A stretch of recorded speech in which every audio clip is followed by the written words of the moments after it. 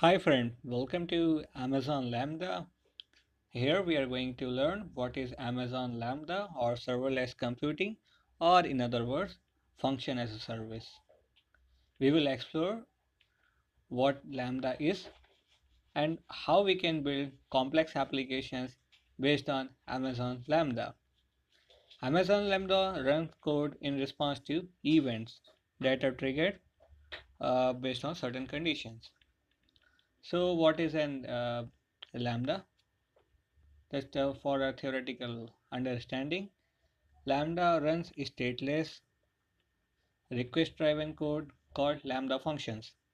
If you are an experienced programmer or you have learned some of the concepts of Java, Python, Node, or other languages, you might have come across Lambda functions.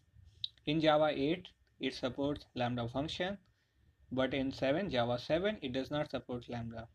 In Python 3, it supports Lambda functions. Lambda functions are stateless functions that does not depends on objects. It automatically calls.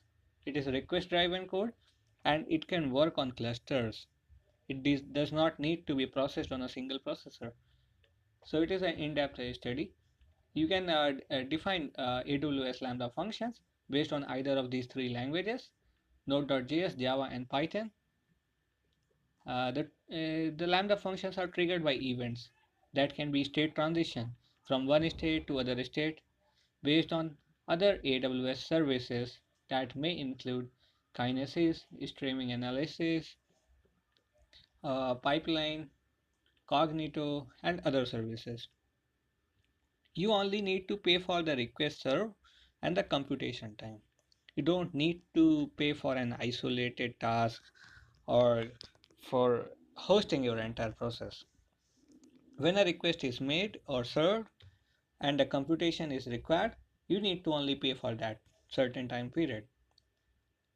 With Lambda, you can focus on business logic, not on the lying under infrastructure.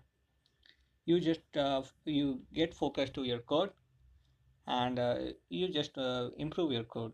Does not care about lying infrastructure that is done by the AWS and other services. That is the benefit of this function as a service. For example, if you have to develop your Android application or web application in a traditional manner without using the function as serverless computing, you need to deploy everything, run from the entire application on your own. But with Lambda, you just create a single task. It is automatically interrelated or get involved, integrated with other services of that same app. For example, push notification. For if you are creating a push notification, you does not need to create the notification service within the app. That is outside the app, and you don't need to worry about the app and its code. Similarly, this is Lambda. You just upload your code on AWS Lambda, and it handles everything. AWS handles capacity, scaling, scaling of your app or other thing, resources, the deployment, which is most important thing. You don't need to manually deploy everything. It is fault tolerant. It can handle various kinds of faults on its own. It has a monitoring facility and it maintains log. It is a web service front end and have security patching. So how this works in an event driven compute manner.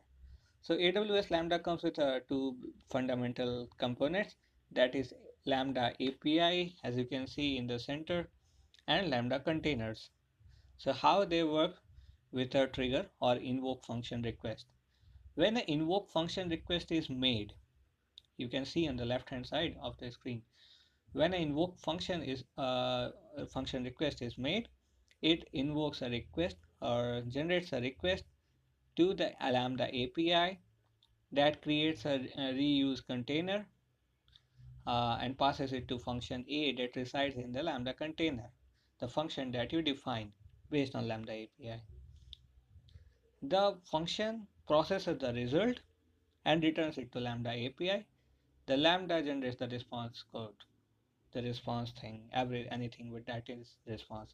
So you see that Deployment is on the case of Lambda API, and your code resides within the Lambda container in form of a function.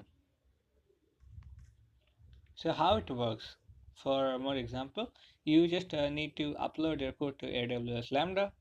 That could be mobile AWS services or other endpoints. Set up your code to trigger from other AWS services, HTTP endpoints, or in-app activities like in-app purchase and other things. Lambda runs your code only when triggered, using only the compute resources needed. When it is not triggered, you don't need to pay anything. If it is triggered, you pay for that resource. You just pay for the compute time you use, not for the idle time. So how does it works in a more enhanced manner with web application? For here you can see Lambda is integrated with other solutions. For example, API Gateway, S3 storage on AWS Cloud, and the Forge, and it integrates with the web application. Suppose a web application makes a request to upload, make a S3 upload request URL. It passes to a request to upload some content to the S3 cloud, S3 storage. It goes to the API gateway, which in return triggers the Lambda function. The Lambda functions return S3 upload URL, the link where you can upload. The link is passed by the API gateway to the web application. The web application then upload a model or content to S3 storage, which triggers a Lambda function to identify that the file is uploaded. The Lambda functions then upload model from S3 to Forge and request translating moves ahead. After it is done, the web application checks the translating status, whether it has been uploaded or not. It goes to the API gateway. API gateway passes that trigger and translating request and trigger the Lambda function. The Lambda function in return returns the translating status, and which is reflected back to the web application. So this is a simple way how it could work with the API gateway, S3 and web application.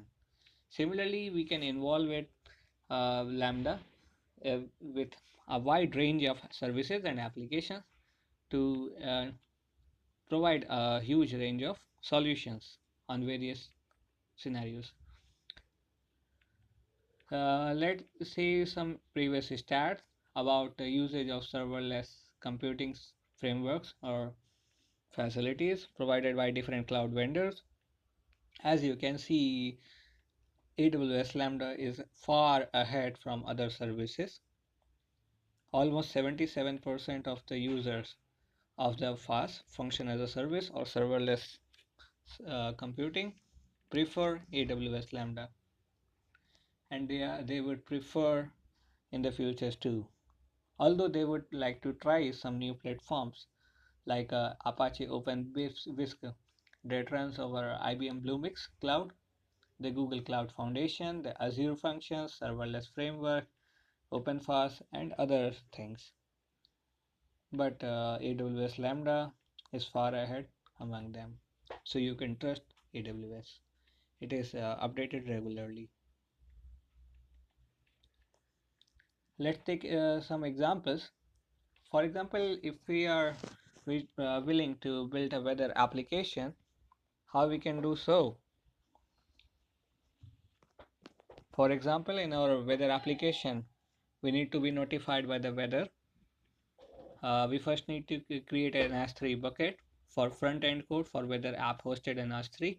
For example, our weather app is hosted on S3. The data and the code resides in the S3 bucket, the object storage on AWS Cloud, where our application uses clicks to link to get local weather information, where a user of our website or app can click to get the information of local weather information. It passes its request to API gateway as in the previous case. The API gateway makes REST API call to the endpoint. App makes the REST API to the endpoint, which in return generates the generates a lambda. Lambda function is triggered, which is lambda code run to retrieve the local weather information kept in the DynamoDB or other database and returns data back to the user in the similar fashion. So this was the application of weather application. Similarly, we can create an image thumbnail. How it is done? For example, we have taken a photograph. We then upload our photograph to the S3 bucket. Then when our upload is done, a lambda event is triggered. When lambda is triggered, our lambda code for resizing the image based on web, mobile, or tablet size or thumbnail creation is generated. We just need to write the code to resize the image. That is the Lambda code, which resides within the Lambda container, works with the Lambda API that automatically get deployed with everything else. One other example is analysis of streaming social media data. We can use Kinesis for big data analysis of social media data.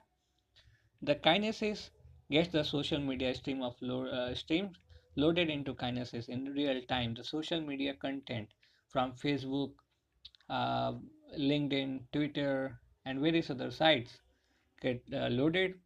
You just need to write the logic within the Lambda function, and when the data is loaded with the Kinesis, the Lambda is triggered. The Lambda function is called. The Lambda code returns code that generates hashtag trend data and stores it into the DynamoDB.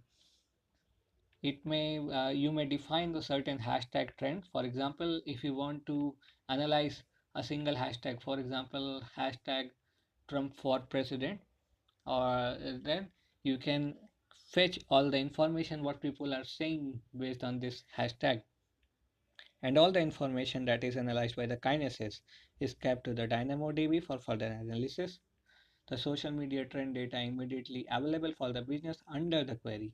When it is stored in the DynamoDB, you can make queries and build a complex solution and analyze the trends very easily, very swiftly, and it has a very large scaling capability, so you do not does not fear to um, of scaling thing. So that's for now. We will explore more things later and do a practical demonstration. Keep loading, keep moving ahead.